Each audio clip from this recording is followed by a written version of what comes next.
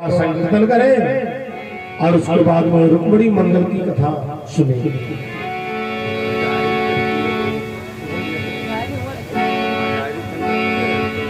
किशोरी कुछ ऐसा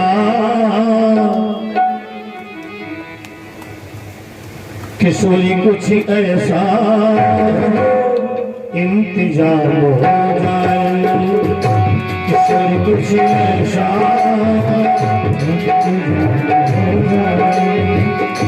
जुबान मेरा राधा राधा नाम हो जाए।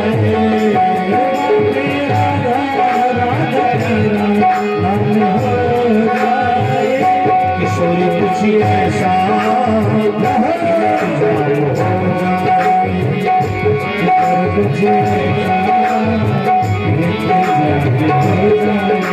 श्री राधे बोलो श्री राधे श्री राधे श्री राधे श्री राधे बोलो श्री राधे श्री राधे बोलो श्री राधे श्री राधे श्री राधे बोलो श्री राधे श्री राधे बोलो श्री राधे। जुबान राधा राधा तेरा नाम हो जाए।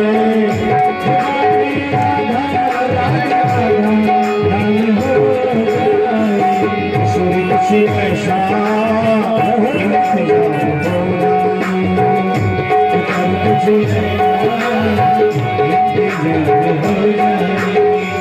इंतजार हो जाए इंतजार हो जाए।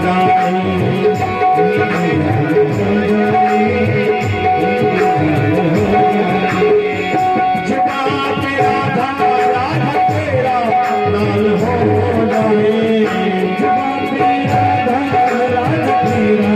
नाम हो जाए।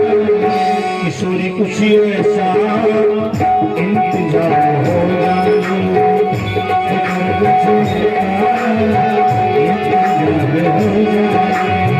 इंतजार हो जाए।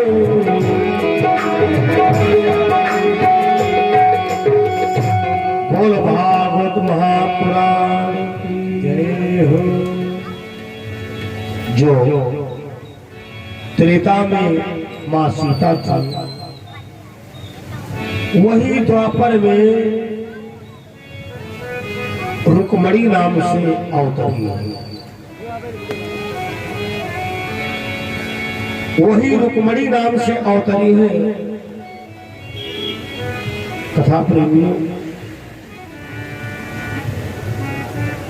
राजा भीष्म के वहां और पिता भीष्म के वहां धीरे धीरे बड़ी हो रही है। राजा भीष्म ने अपने पुत्रों से कहा, बच्चों क्या तुमने अपने बहन के लिए कोई वर देखा है? बड़े वाले ने कहा, पिताजी हमारी बहन जिस दिन जन्म ली थी मैंने उसी दिन अपनी बहन के लिए लड़का देख लिया था।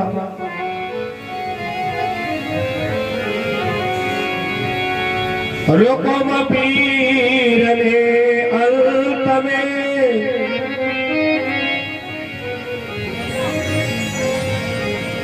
कहा हृदय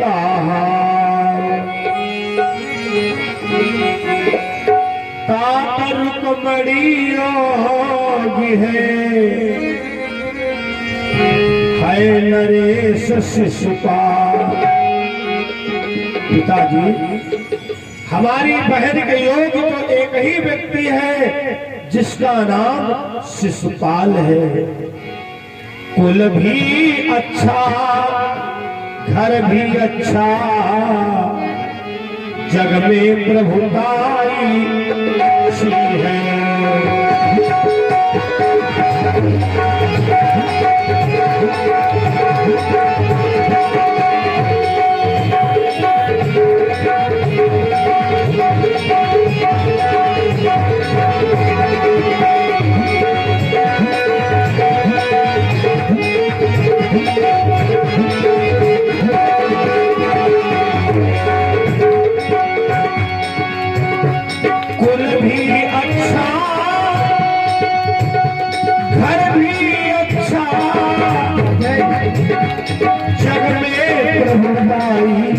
अच्छी है। मैं दावे से कहता हूँ, मैं दावे से कहता हूँ, हर सगाई अच्छी है।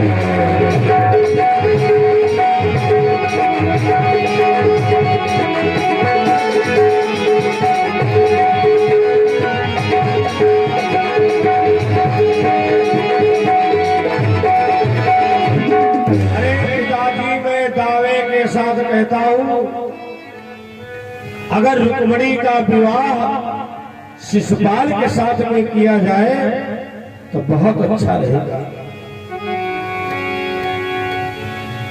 महाराज भीष्मक ने कहा, रुको और कुछ बताओ उसके बारे में। अरे उसने कहा, पिताजी जितनी हम विशेषताएं बताए वो सब कब है?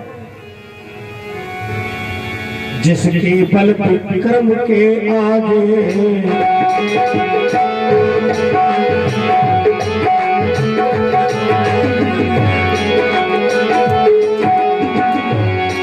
जिसके बल विक्रम के आगे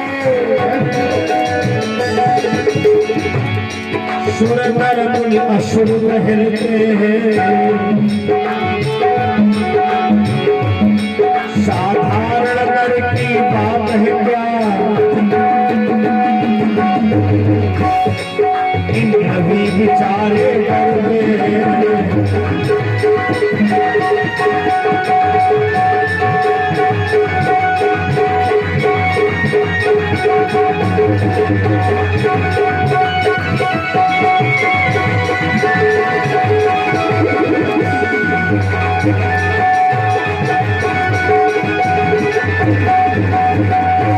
पिताजी उसके बल विक्रम के आगे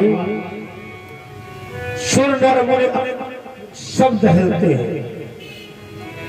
सुर माने देवता, नर और मुनि। राजा भीष्मक समझ गए तो पक्का वाला राक्षस है, पक्का वाला। कितने प्रकार के राक्षस हैं? नंबर 1, मां नहीं मातु, पिता नहीं देवा। जो पिता को नहीं मानता है वो भी राक्षस है। देवताओं को नहीं मानता है, मां को नहीं मानता है, साधुन सन करवा वही सेवा। जिनके यही आचरण भवानी। इन लोगों को भगवान शंकर जी ने रिस्टर्ड कर दिया है, ये मान्यता प्राप्त राक्षस है। जिनके यही आचरण भवानी, ते जानो निश्चर सम प्राण। रुक्मिणी के पिता आनी राजा भीष्मक ने कहा, नहीं नहीं, मैं अपनी बेटी का विवाह शिशुपाल के साथ नहीं कर सकता हूं, क्योंकि शिशुपाल तो दैत्य प्रवृत्ति का है। बड़े वाले लड़का ने कहा, सुनो, शादी होगी तो शिशुपाल के साथ में होगी, वरना यहाँ पर संग्राम होगा। जबरदस्ती शादी तय कर दिया जाता है। छोटे वाले बेटे ने कहा, पिताजी वैसे हमारे भी समझ में आता है, जैसा आप लड़का चाहते हो वैसे तो केवल द्वारिकाधीश महाराज, अगर उनके साथ में रुक्मिणी का विवाह किया जाए तो और अच्छा रहेगा।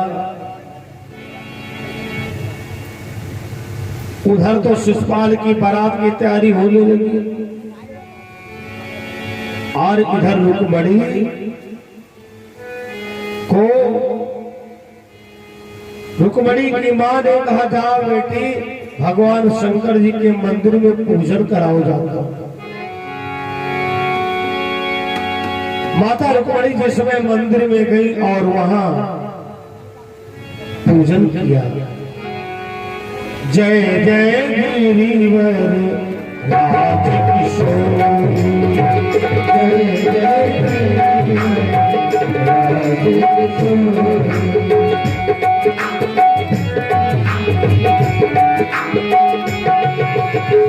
जय जय गिरिवर राज किशोरी,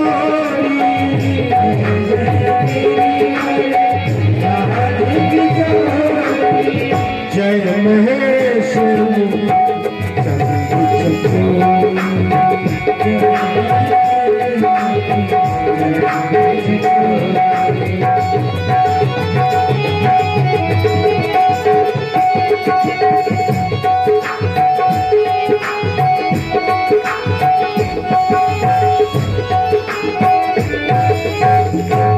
जय गजपदन खड़ा नन माता, जगत जननी दामिनी तुति दाता। हे गजानन की माँ, हे खड़ानन की माँ, आपसे प्रार्थना है, मैं जिनको दे करके आई हूं, मेरे भैया ने, छोटे भैया ने जिनके बारे में बताया है, उन तक हमारी सूचना कैसे पहुंचे। भगवान की कृपा से मंदिर के सामने एक ब्राह्मण दिखाई पड़ा। रुक्मणी ने तो यही माना ये ब्राह्मण नहीं, साक्षात भगवान शंकर जी आए हैं। देव तुम्हारी बेटी हूँ, मेरा सतीत्व रख लीजिएगा।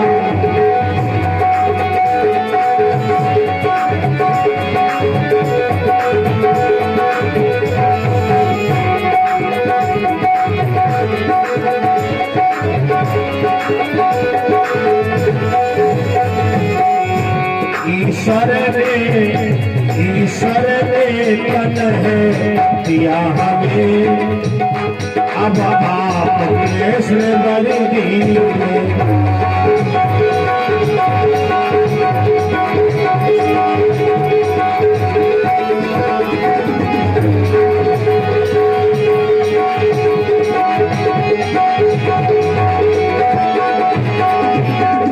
हे ब्राह्मण देवता, ये हमारी चिट्ठी द्वारिकाधीश महाराज तक पहुंचा दो और कह देना जल्दी आ जाए। अगर ये दिन बीत गया तो रुक्मणी को अपने प्राणों का प्राणंत करना पड़ेगा। ब्राह्मण ने कहा, बेटी अगर तुमने हमें पिता का दर्जा दिया है तो हम भी चाहे जैसे लेकर के आए और द्वारिकाधीश महाराज को लेकर के आए। उधर ब्राह्मण चिट्ठी लेकर के द्वारिका जाता है। कथा प्रेमियों, सगुन और असगुन अपना प्रभाव दिखा देते। अब देखो शिशुपाल के वहां बारात की तैयारियां हो रही थी, बैंड बाजा बज रहे थे और जैसे पगड़ी रखने का नंबर आया, एक लड़का ने छींक दिया। पंडित जी ने कहा, भैया थोड़ा पानी वानी पी लो, असगुन हो गया। अरे बोले, जाओ पंडित जी, बनियन में साढ़ है और छत्रीन में राढ़ है, सदैव चला करते कहां तुम चक्कर में पड़े हो, हम लोग तो नहीं मनाते। लेकिन सगुन असगुन हमारे जीवन में अपना असर दिखाते जरूर हैं। बहुत मतलब की बात बताने जा रहा हूं। बाई आंख भर गए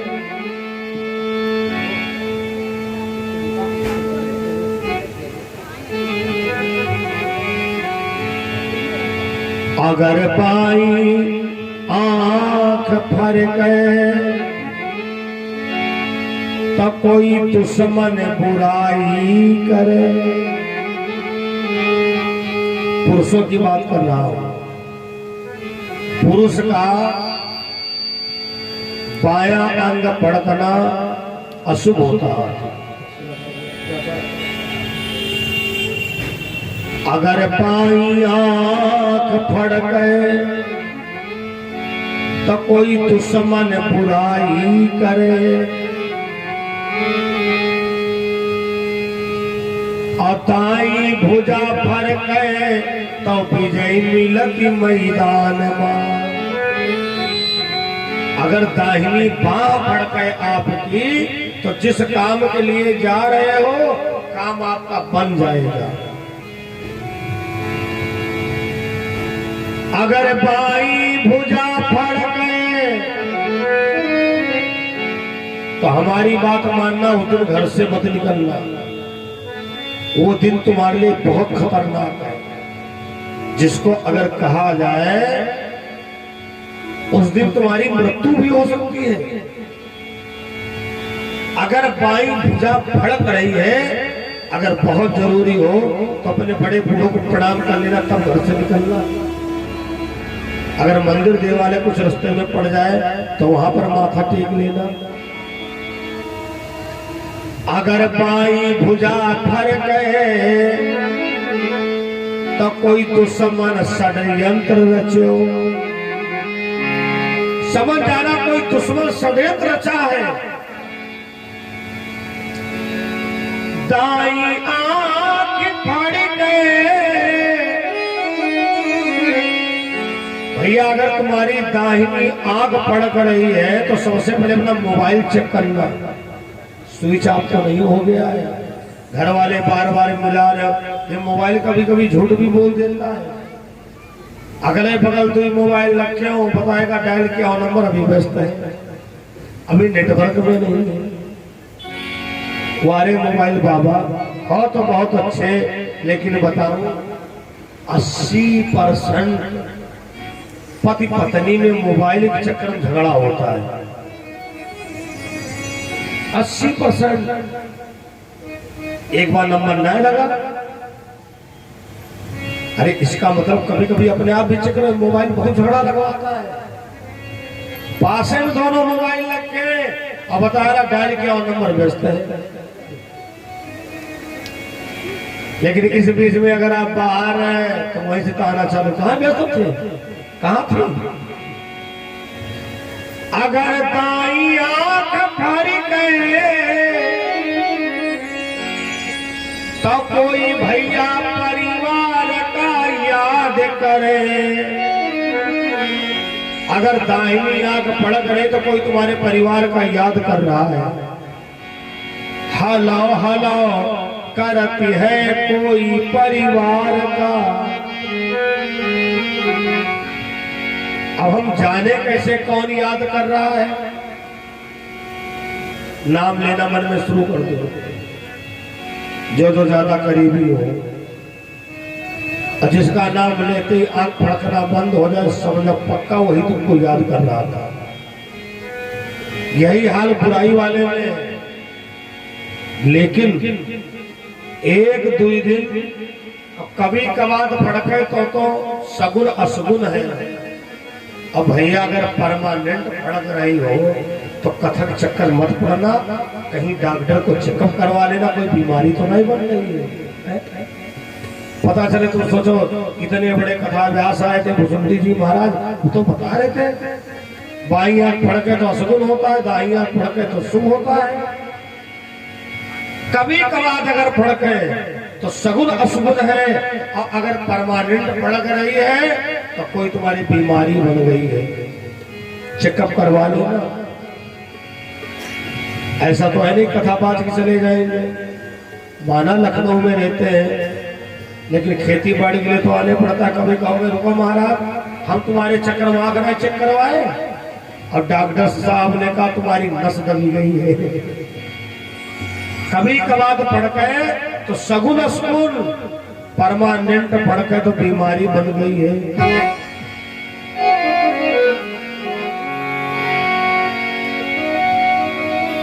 शगुन और अशगुन अपना प्रभाव दिखा देता है। उधर से भैया शिशुपाल की बारात चलती है और इधर वो ब्राह्मण द्वारिका पहुंच गया।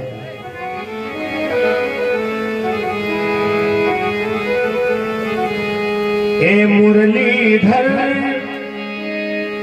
मनमोहन हम तुमको मनाने आए हैं।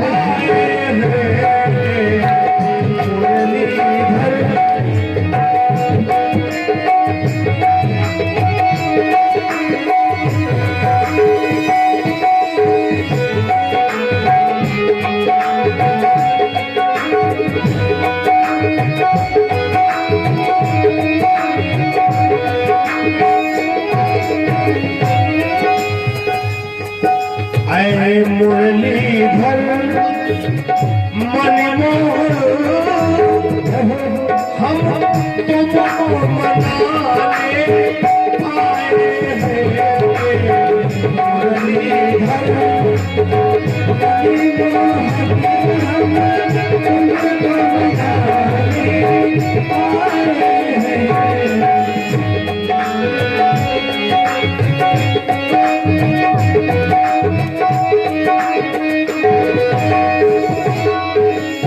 जिस समय ब्राह्मण देवता द्वारिका में पहुंचे, भगवान उतर के खड़े हो गए।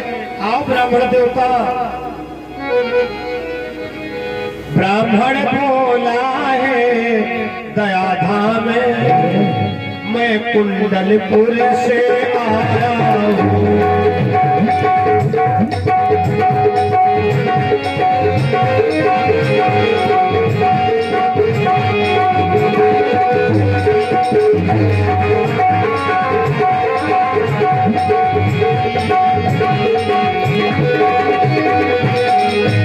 ब्राह्मण बोला है दयाधाम मैं कुंडलपुर से आया हूँ। रुक्मणी चरण की चेरी है उसका संदेशा लाया हूँ। बोलो कृष्णचंद्र भगवान की। भगवान रथ को तैयार करते हैं और ब्राह्मण को साथ में लिया है। ब्राह्मण को साथ में लिया है कथा प्रेमियों। और पहुंच गए उसी मंदिर पर जहां पर रुक्मणी भगवान के आने का इंतजार कर रही है।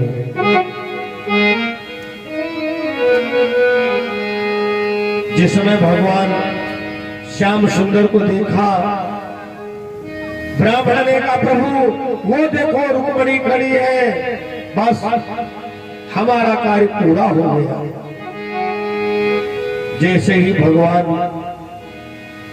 रुक्मणी के पास में गए,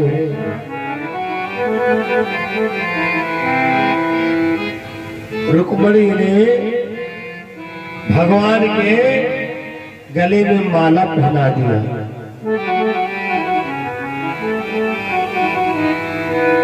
भगवान ने कहा रुक्मणी तुमने माला तो पहना दिया है, तुमको ये नहीं पता है कि राजा शिशुपाल की सेना चारों तरफ घिरी हुई है, कैसे तुमको रुक्मणी लेकर के चलूं?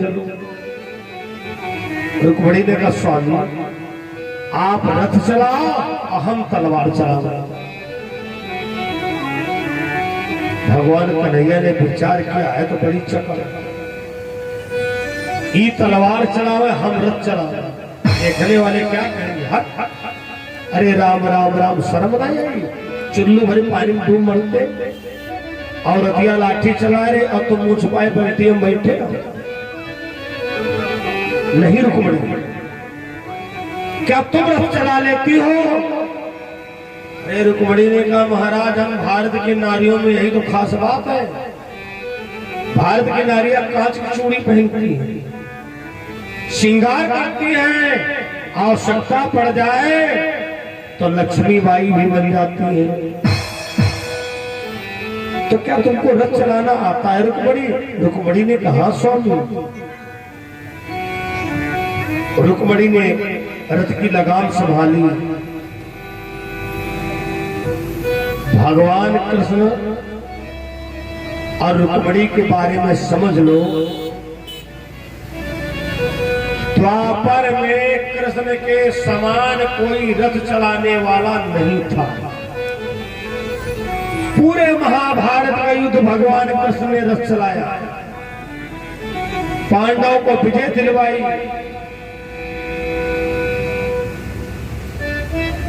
चरपहिया चलाना आसान, ट्रैक्टर चलाना आसान, लेकिन युद्ध के मैदान में रथ चलाना सबके बस की बात नहीं है। क्यों? उस समय पर महारथी कुछ बोलता नहीं है, समझ लो। उस समय पर रथ चलाने वाले को जो युद्ध कर रहा है योद्धा, वो पैर के अंगूठा से इशारा करता, दाहिने चलो बाएं चलो। लेकिन धन्य है रुक्मणी।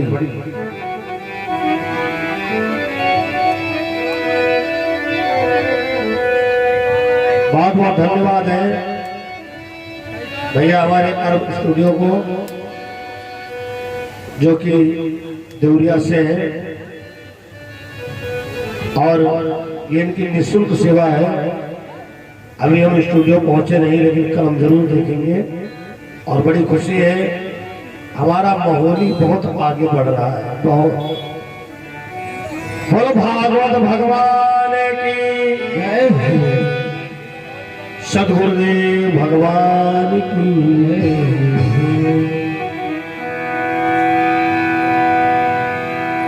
तो रुक्मणी ने जानते हो कैसा रथ चलाया? जाता था जिधर मन मोहन का, भगवान कृष्ण का मन जिधर पहुंचे रुक्मणी रथ लेके वहां पहुंच जाए। अरे शिशुपाल की सारी सेना समाप्त कर दी। शिशुपाल भी नंगे पैरों से भाग पड़ा। कथा प्रेमियों, भगवान ने कहा धन्य हो रुक्मणी, वाह। हम तो समझ रहे थे हम ही ड्राइवर हैं, लेकिन तुम तो भाई हमसे आगे हो। रुक्मणी ने कहा स्वामी ऐसी कोई बात नहीं। कथा प्रेमियों, रुक्मणी को भगवान कृष्ण द्वारिका लेकर के आए हैं। देखो रुक्मणी मंगल की कथा कुछ अलग तरीके की है। हम शोभा के लिए कुछ भी कर दे। रुक्मणी का जो विवाह हुआ है ना, तो रुक्मणी के पिताजी पै पूज्य के सामान द्वारिका लेके आए। तो समझ लो भाई, वहां मंदिर से भगवान कृष्ण रुक्मणी को ले आए। जब इनके पिताजी को पता चला, वो अभी प्रसंग क्रमशः सुने, इसलिए मैं बता देता हूं। जो कभी कभी शोभा निकाली जाती है रथ की, वो केवल उस जगह की शोभा होती है जब मंदिर से भगवान कृष्ण लेकर के रुक्मणी को चले। बाकी सब धूमधाम द्वारिका में हुई, अब वो यहां भी होगी, चिंता ना करिए। बोलो कृष्णचंद्र भगवान की जय, ब्रह्म सच्चिदानंद भगवान की जय। कथा प्रेमियों, रुक्मणी को लेकर के जब अपने घर आए, राजा भीष्म को जब पता चला कि द्वारिकाधीश रुक्मणी को ले गए। बोलो कन्हैया लाल की जय। रुक्मणी यहाँ है कि यहाँ है? आ चुकी। बोलो बाके बिहारी लाल की जय। बड़े धूमधाम से वैदिक विधान के द्वारा अभी भांगड़ा भी बजेगा, चिंता ना करिए।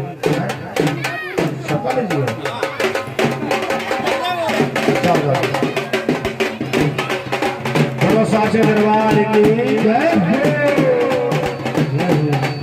आराम से रोड क्रॉस करना, नाचते हुए जाओ।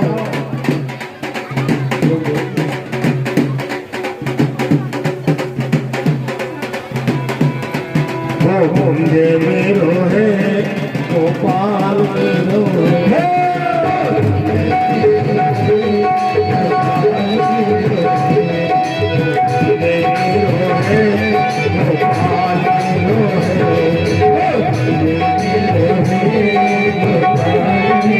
आराम से दान कर ले। जिंजली श्यामले सरकार की जिन लोगों ने कन्यादान किया है वो संकल्पित दान बड़ा जल्दी कर ले, फिर प्रसंग को आगे बढ़ाएगा।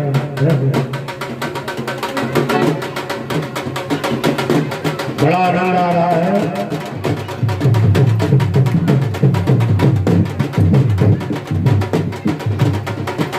बिहारी लाल की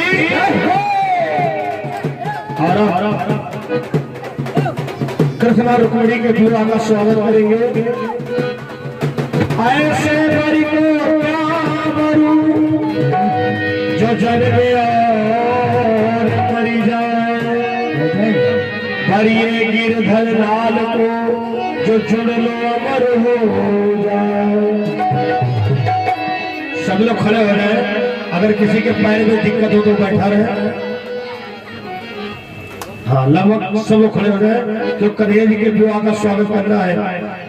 हमें श्याम सुंदर की दुल्हन बना, हमें श्याम सुंदर की दुल्हन बना, मेरी सखियों में मेहंदी लगा दो, मेरी सखियों में मेहंदी लगा दो। ऐसे बस हो गया। हाँ, हमें श्याम सुंदर की दुल्हन बना दो, श्याम सुंदर की दुल्हन बना दो, हमें श्याम सुंदर की दुल्हन बना दो, श्याम सुंदर की दुल्हन बना दो। ऐसी ओढ़ सुंदरी रंगदाई छूटे, ऐसा बरो दुल्हा कब हो न छूटे, ऐसा बरो दुल्हा कब हो न छूटे। अचल सुहागी का छोड़ो न दीवानो, अचल सुहागी का जरा विवाद, हमें श्याम सुंदर की दुल्हन बना दो, हमें श्याम सुंदर की दुल्हन बना दो,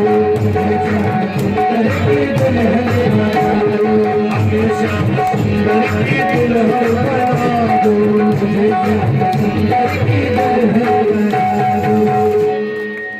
आज मेरे श्याम की शादी है, श्याम की शादी है, आज मेरी शादी है, श्याम की शादी है, श्याम की शादी है, श्याम की शादी है, श्याम की शादी है।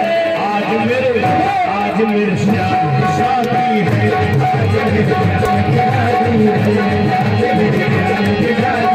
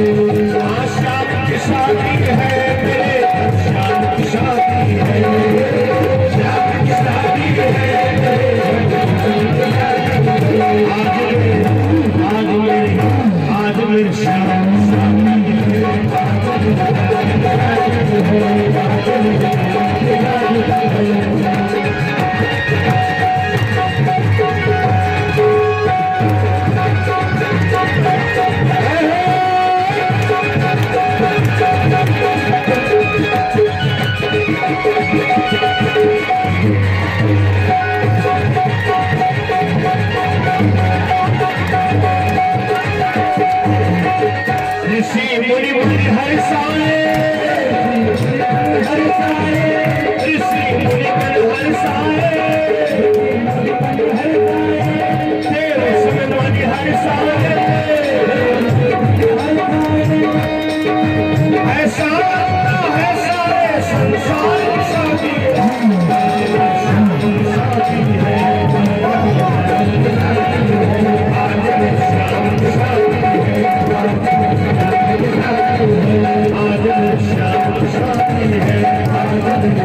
है